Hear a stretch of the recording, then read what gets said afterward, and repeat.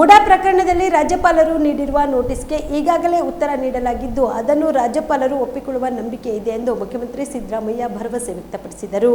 ಈ ಕುರಿತು ಮಾಧ್ಯಮಗಳ ಜೊತೆ ಮಾತನಾಡಿದ ಅವರು, ಮುಡಾ ವಿಷಯದಲ್ಲಿ ಸಂಪೂರ್ಣವಾಗಿ ಕಾನೂನು ಪ್ರಕಾರ ನಡೆದಿರುವುದರಿಂದ ರಾಜ್ಯಪಾಲರು ಸರ್ಕಾರದ ಉತ್ತರವನ್ನ ಒಪ್ಪಿಕೊಳ್ಳುವ ನಂಬಿಕೆ ಇದೆ. ಮುಡಾ ನಿವೇಶನ ಹಂಚಿಕೆಯಲ್ಲಿ ಯಾವುದೇ ರೀತಿಯ ಪ್ರಭಾವವನ್ನು ನಾನು ಬೀರಿಲ್ಲ. ಕಾನೂನು ಪ್ರಕಾರವಾಗಿಯೇ ಹಿನ್ನೆಲೆಯಲ್ಲಿಯೇ ಬಿಜೆಪಿ ಸರ್ಕಾರದ ಅವಧಿಯಲ್ಲಿ 2021ರಲ್ಲಿ ನನ್ನ ಪತ್ನಿಗೆ ಬದಲು ನಿವೇಶನ ನೀಡಲಾಗಿದೆ ಎಂದು ಅವರು ಹೇಳಿದರು. 2014ರಲ್ಲಿ ನಾನು ಮುಖ್ಯಮಂತ್ರಿ ಆಗಿದ್ದ ಸಂದರ್ಭದಲ್ಲಿ ನನ್ನ ಪತ್ನಿ ಮುಡಾ ಅಕ್ರಮವಾಗಿ ನನ್ನ ಜಮೀನು ಸ್ವಾಧೀನಪಡಿಸಿಕೊಂಡಿರುವ ಹಿನ್ನೆಲೆಯಲ್ಲಿ ಬದಲಿ ನಿವೇಶನ ಕೋರಿ ಅರ್ಜಿ ಸಲ್ಲಿಸಿದ್ಲು. ಆ ಸಂದರ್ಭದಲ್ಲಿ ನಾನು ಈ ಕುರಿತು ಯಾವುದೇ ಕ್ರಮ ಕೈಗೊಂಡಿರಲಿಲ್ಲ ಎಂದರು.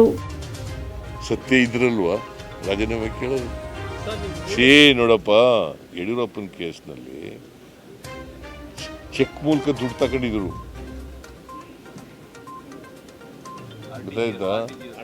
ಡಿನೋಟಿಫೈ ಮಾಡಿದ್ರು. ನಾವೇನ್ ಮಾಡಿದೀವಿ? ನಂದೇನಾದ್ರು ಎಲ್ಲರೂ ಪತ್ರ ಇದೆಯಾ? ಆರ್ಡರ್ಸ್ ಇದೆಯಾ? ನನ್ನ ಸ್ಟೇಟ್ಮೆಂಟ್ ಇದೆಯಾ? ಹೇಳ್ಬಿಡ್ತೀನಿ. As a matter of fact 2014ರಲ್ಲಿ ನಾನು ಹೆಂಡತಿ ಅರ್ಜಿ ಕೊಟ್ಟು ನಾನು ಮೂಡೋದವ್ರಿಗೆ ಹೇಳಿದೆ, ನಾನು ಚೀಫ್ ಮಿನಿಸ್ಟರ್ ಆಗಿರೋವರೆಗೂ ಬದಲಿ ಸೈಟ್ ಕೊಡ್ಕೂಡ್ದು ಅಂತ ಹೇಳ್ಬೋದು. ನಾನು 2014ರಲ್ಲಿ ಚೀಫ್ ಮಿನಿಸ್ಟರ್ ಇರೋರೇನ್ಯ ಆಗಲೇ ಅರ್ಜಿ ಕೊಟ್ಟದು. ನನ್ನ ಹೆಂಡತಿ ನಮ್ಮ ಜಮೀನು ಹೋಗ್ಬಿಟ್ಟು ನೀವು ಅಕ್ರಮವಾಗಿ ಮಾಡ್ಕೊಬಿಟ್ಟಿದ್ದೀರಿ, ಸೈಟ್ ಎಲ್ಲ ಮಾಡಿ ಹಂಚ್ಬಿಟ್ಟಿದ್ದೀರಿ, ನಮಗೆ ಬದಲಿ ಸೈಟ್ ಜಮೀನು ಕೊಡಿ ಅಂತ ಕೊಟ್ಲು ಅರ್ಜಿನ. 3 ಎಕರೆ 16 ಗುಂಟೆನ ನೀವು ಎನ್ಕ್ರೋಚ್ ಮಾಡ್ಕೊಂಡು ಸೈಟ್ ಮಾಡಿ ಹಂಚ್ಬಿಟ್ಟಿದ್ದೀವಿ, ನಮಗೆ ಜಾಗ ಬದಲಿ ಜಾಗ ಕೊಡಿ ಅಂತ ಹೇಳಿದ್ರು. ನನ್ನ ಗಮನಕ್ಕೆ ತಗೊಂಡು ಅರ್ಬನ್ ಡೆವಲಪ್ಮೆಂಟ್ ಈ ಥರ ಅರ್ಜಿ ಕೊಟ್ಟಿದ್ದಾರೆ. ನಾನು ಹೇಳಿದೆ, ನಾನು ಚೀಫ್ ಮಿನಿಸ್ಟರ್ ಆಗೋವರೆಗೂ 1 ಗುಂಟೆನೂ ಕೊಡಬಹುದು. ನಾನು ಕೊಟ್ಟಿದ್ದೀನಿ. ಆಗ 2014 ನಾನೇ ಕೊಟ್ಬಿಡ್ಬೋದಾಗಿತ್ತಲ್ಲ. ಹಾಗಾದ್ರೆ ಚೀಫ್ ಮಿನಿಸ್ಟರ್ಗೆ ಅಧಿಕಾರ ಇರಲಿಲ್ವಾ? ಕೊಡ್ಬೋದಾಗಿತ್ತಲ್ಲಪ್ಪ. 2021ರಲ್ಲಿ ಮತ್ತೆ ಅರ್ಜಿ ಕೊಡ್ತಾಳೆ ನನ್ನ ಹೆಂಡತಿ. ಬಿಜೆಪಿ ಸರ್ಕಾರ ಇರೋದು ಆಗ. ನಾನು ಹೆಂಗ್ ಪ್ರಭಾವ ಬೀರುತ್ತಿದ್ದೆ? ಪ್ರಭಾವ ಬೀರ್ಬೋದಾಗಿತ್ತಲ್ಲ. ಏನ್ ಟ್ರ್ಯಾಪ್ ಮಾಡಿದ್ರು? ಈ ಕಾನೂನು ಪ್ರಕಾರ ಇರೋದ್ರಿಂದ ಕೊಟ್ಟವ್ರೆ.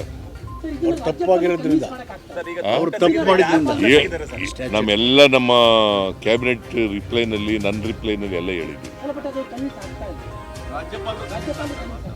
ಯಾರು ಲೀಗಲ್ ಆಗಿರುವಾಗ ಕನ್ವಿನ್ಸ್ ಆಗಲೇಬೇಕಲ್ರಿ?